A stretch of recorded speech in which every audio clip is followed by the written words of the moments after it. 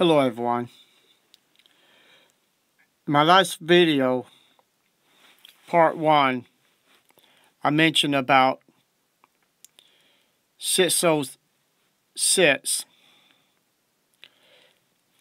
and how one man started this whole rigmarole when two people messed up by not reading his literature showing that Nebuchadnezzar was king in 605 and 603 on the writing that he said Nebuchadnezzar had a dream, which was showing the statue of the made of gold, silver, copper, and all that, and that Daniel interpret that dream. But what about 1914, which Charles T. Russell claiming to people that Christ returned, and claiming that 606 when Jerusalem fell. Well, he got it from this guy here, Nelson H. Barbara. He was a student of William Miller, and he was supposed to have notes and charts from his teacher, because he was predicting the world was going to end too. And so he and Charles T. Russell got together to see when Christ was supposed to return in the future again, by using William Miller's chart. This is a chart. You can download William Miller and you can find this chart for yourself. So I'm going to bring out a few things here. Okay, there's your 606 Jehovah's Witnesses, or later on they changed that to 607. There's your 538 when the last king of Babylon was destroyed. You see all these numbers up here? I'm going to zoom in for you. There's your, on the right side, there's your 7 times, there's your 12, there's your 84, your 30, and there's your 2,520 years. I don't know if Jehovah's Witnesses still use that number system, but it's probably pretty close. So William Miller, he used that 2,520 years, subtract 677, in it to be 1843, Christ never returned.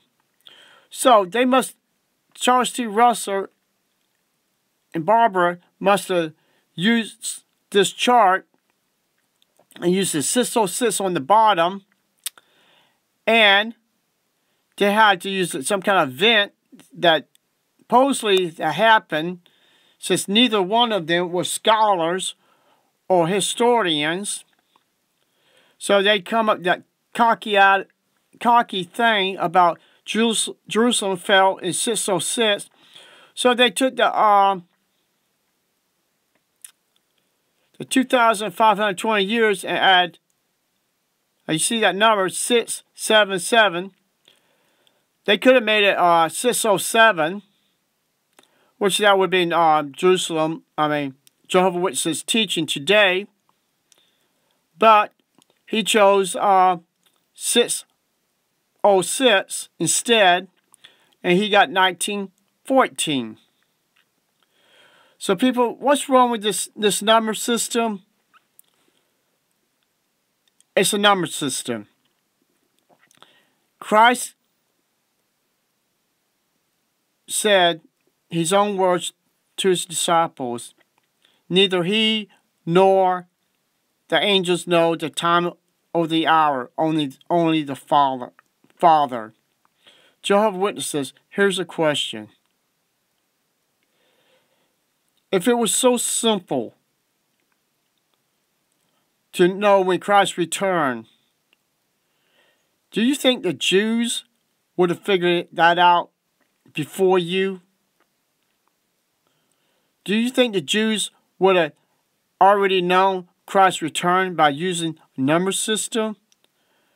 They didn't use that because Christ never hinted any information about using numbers to predict his coming. So you are following a false prophet. The watchTower is a false prophet. You got 3 different generations of lies. From Charles T. Russell all the way up to William Miller. Number system that didn't work for him. Number system didn't work for Nathan Barbara. Number system didn't work for Charles T. Russell. Your number system did not work. Because by your own teaching, 1914 generation will not pass away, will see Armageddon, will see paradise. All of those people died, Jehovah's Witnesses. You know it. Now they give you, it's called overlap generation. Christ never said nothing about overlap generation. You believe these men and their lies, their cover-up lies, their so-called new light. There is no new light, Jehovah's Witnesses. There never was new light. Every thing in the Bible is there for us to learn, to read, to put it into our lives. God don't never need to make new light when everything was written in the Bible is there. Otherwise, why would he make the Bible if he was going to lay down a line, pick a religion, and give them information from heaven, information from Christ, information from the angels? Then you could have new light, because you wouldn't have the Bible. That's the reason he made the Bible, Jehovah's Witnesses and people. It's because he didn't have to use channels to send down the information. That's the reason these prophets and disciples wrote all this stuff. They was inspired by Christ. They was inspired by God to write everything. The book, the Bible, is complete. There is no more information to put into the book. Otherwise, he would already put it in. Please, when Christ says, don't add or take anything out of the Bible, Jehovah's Witnesses, here's a challenge for you. Take your black Bible. Take it to the meetings. See what happens. Show the elders that you got your black Bible. See what they do. They'll tell you, you got the wrong Bible. If God's word is truth, then what you had in your other Bible and the one previous, it would still be good. They took scriptures out, Jehovah's Witnesses, and those scriptures they took out are still in your black Bible. They're still in the other Bible that the watchTower made. So if you're taking scriptures out of the Bible, that means you're doing what Christ said not to do. You can't take scriptures out of the Bible and call it new light, because you're calling Christ a liar when he tells you, do not do this. Otherwise, you will pay the consequence. watchTower is going to pay the consequence. And while you're going door to door with just terrible translation of a Bible, don't even deserve to be called Bible, you're trying to teach people a lie in this Bible that is worse than the last Bible, worse than the Bible before that. You need to wake up. You're under another false prophet. That your false prophet goes all the way back to William Miller. Here's your chart